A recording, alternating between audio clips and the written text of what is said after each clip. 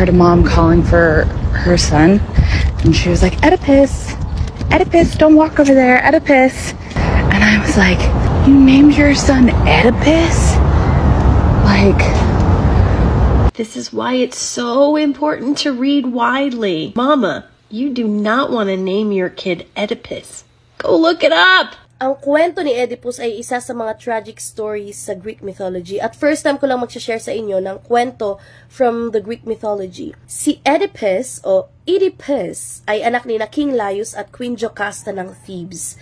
So bago pa man siya ipinanganak, kumonsulta na itong si King Laius sa Temple of Apollo at dito siya nakareceive ng hula na ang sanggol na isisilang ay ang magiging dahilan ng iyong pagkamatay at ang pagbagsak ng iyong pamilya. So, syempre, hindi naman pumayag si King Laius sa ganon. Kinumbinsin niya si Jocasta, si Queen Jocasta na, patayin na lang natin ang batang yan. Para rin ito sa ikabubuti at sa kapakanan ng nakararami. Kaya naman nung isinilang itong si Oedipus, nag-utos sila ng isang servant ni King Laius na dalhin ang bata sa Mount Cithæron. Yung servant na nagdala doon, tinusok yung paa ni Oedipus, tinali at sinabit sa puno ng patiwarik. Nung akmang aalis na siya, naisip niya na, ay, hindi ko pala kaya. Nabagabag ang kanyang konsensya. Hindi ko pala kaya at hindi ko maaatim na iwanan ang batang yan sa ganyang kalagayan. So, binaba niya at sakto namang may dumaan na shepherd o yung pastol. At doon, ibinigay ang sanggol. Sa sobrang awa ng shepherd, tinanggap niya. Tinanggal niya yung tali doon sa paa ni Oedipus, ginamot niya yung mga sugat, at pinangalanan siyang Oedipus, na ang ibig sabihin ay the one with swollen feet. Ngayon, habang tumatagal, naisip ng shepherd na, ay, parang hindi ko pala kayang buhayin at hindi ko kayang itaguyod itong si Oedipus. Because, hindi ako rich kid, mahirap lang din ako. So, ang ginawa ni shepherd ay pumunta siya sa Corinth, dinala ang bata, kina King Polybus, at Queen Merope. Itong royal couple na ito ay hindi rin magkaanak, kaya naman tinanggap nila si Oedipus, pinalaki at inalagaan nila na parang kanilang sariling anak. Lumaki si Oedipus bilang crown prince sa Corinth. Ngayon, one time nagkaroon ng celebration, ng salo-salo sa Corinth. At itong isang nobleman na lasing, ininsulto itong si Oedipus at sinabihan siya na, hindi ka naman dapat maging crown prince kasi hindi ka naman taga rito. Hindi ka karapat dapat sa trono na yan kasi isa ka lang nadayuhan dito. Hindi ka taga Corinth talaga. So, na-curious ngayon si Oedipus, sabi niya, ano pa pinagsasabi ng lasing na ito? Kinonsult niya ngayon si King Polybus na kanyang kinikilalang ama. At tinanong niya, totoo ba ang sinasabi ng nobleman na ito? Sabi ni King Polybus, naku, huwag kang maniniwala sa mga ganyan kasi lasing yan eh. Kung ano-anong sinasabi ng tao kapag nalalasing. Pero hindi naniniwala si Oedipus, hindi siya kumbinsido doon sa sagot ni King Polybus.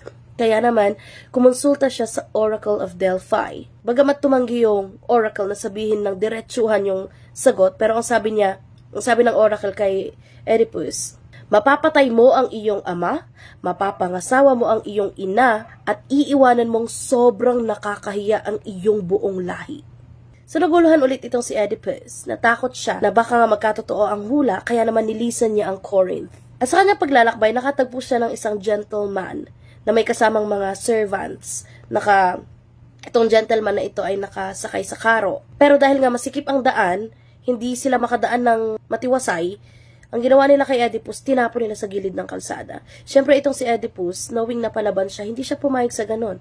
Kaya kinuha niya yung kanyang sandata at nilabanan niya yung mga servants nung gentleman. In short, napatay niya yung old man at saka yung servants nung old man na nasa loob ng karo. So, syempre, proud na proud si Oedipus sa kanyang sarili na nakapatay siya ng maraming tao, pati yung kanilang amo, yung Panginoon ng mga alipin na yun, ng mga servants na yun. Naisip niya na, ay, sobrang lakas ko pala.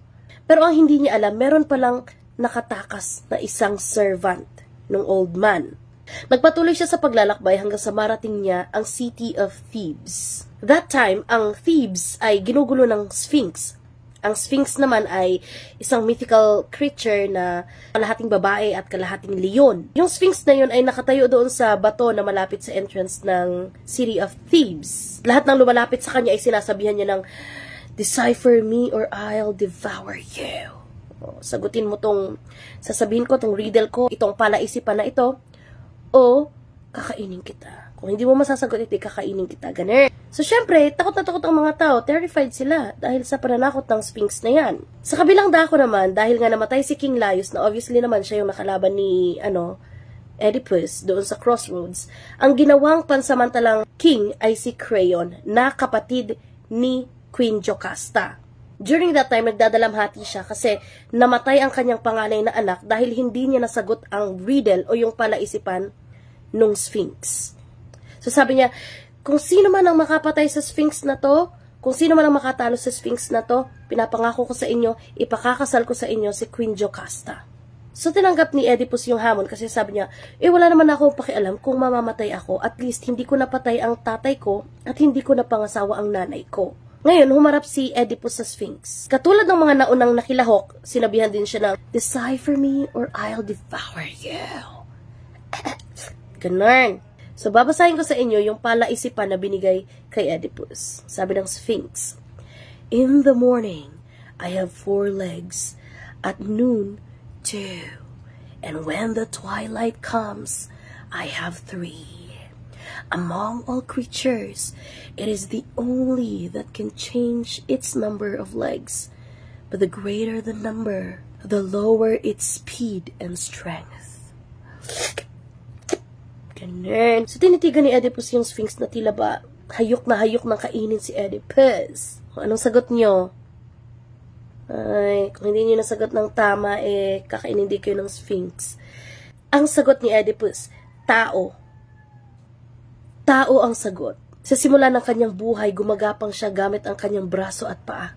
Sa kalagitnaan ng kanyang buhay, nakakapaglakad siya gamit ang kanyang 2 paa. At kapag ito'y tumanda na, gumagamit siya ng baston sa paglalakad.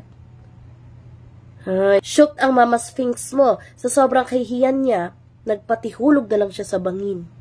Tuwang-tuwa ang mga tao sa Thebes. At tinupad naman ni Creon ang kanyang pangako na kung sino man ang makatalo sa Sphinx, ay mapapangasawa niya si Queen Jocasta. So, ayun nga ang nangyari. Ikinasal nga sina Oedipus at Queen Jocasta. At in fairness naman daw kay Queen Jocasta na kahit matanda na ito, ay fresh pa rin siya at fertile at maganda. Nagkaroon sila ng 4 na anak, 2 lalaki at 2 babae. Ang 2 lalaki ay sina Edacles at Polynices at ang 2 babae naman ay sina Antigone at Ismene. Isang araw binalot ng dark clouds ang Thebes. Ito raw ay isang premonition na merong something na hindi magandang mangyayari. Ilang taon pa ang nakalipas at nagkaroon naman ng plague sa city of Thebes. At dahil sa plague na ito, maraming buhay ang nasawi.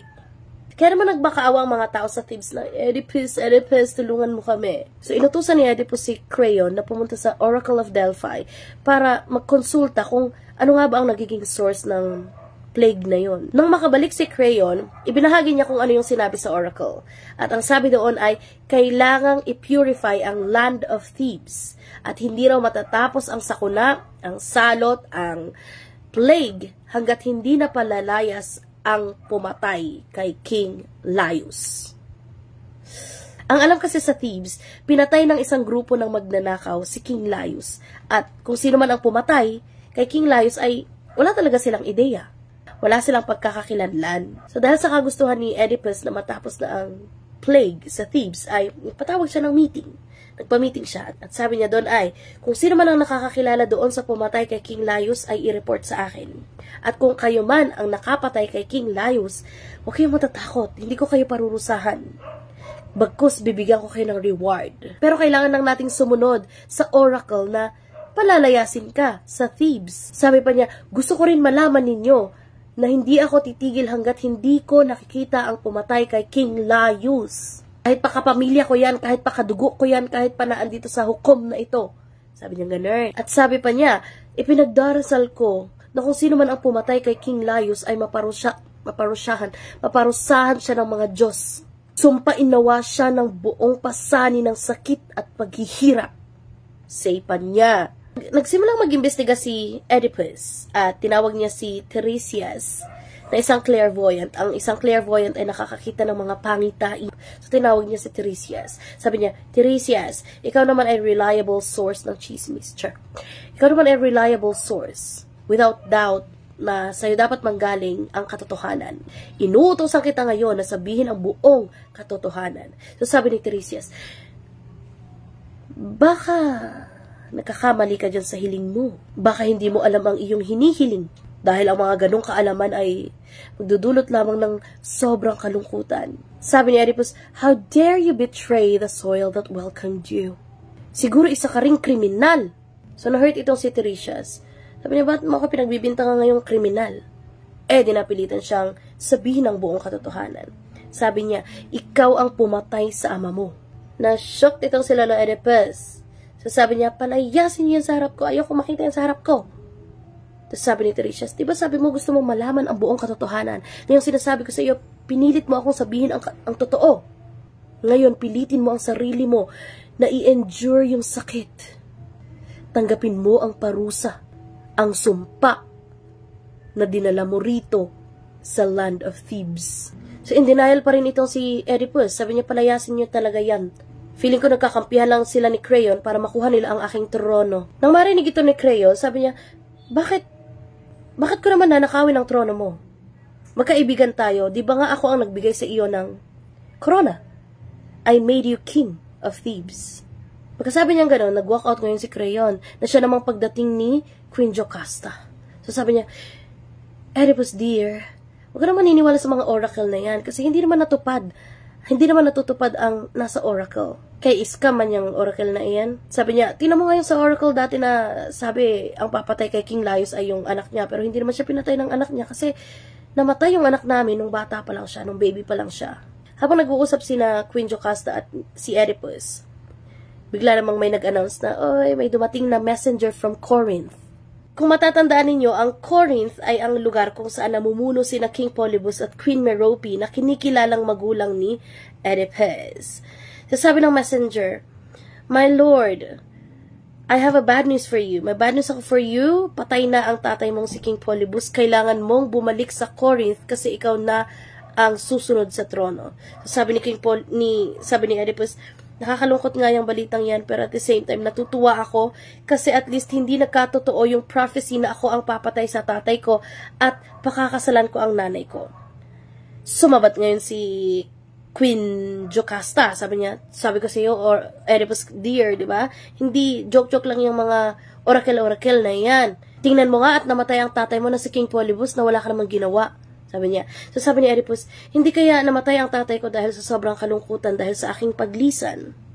Baka yun ang naging dahilan ng kanyang pagkamatay. Pero kapag bumalik ako sa Corinth ay ibig sabihin pakakasalan ko ang aking ina.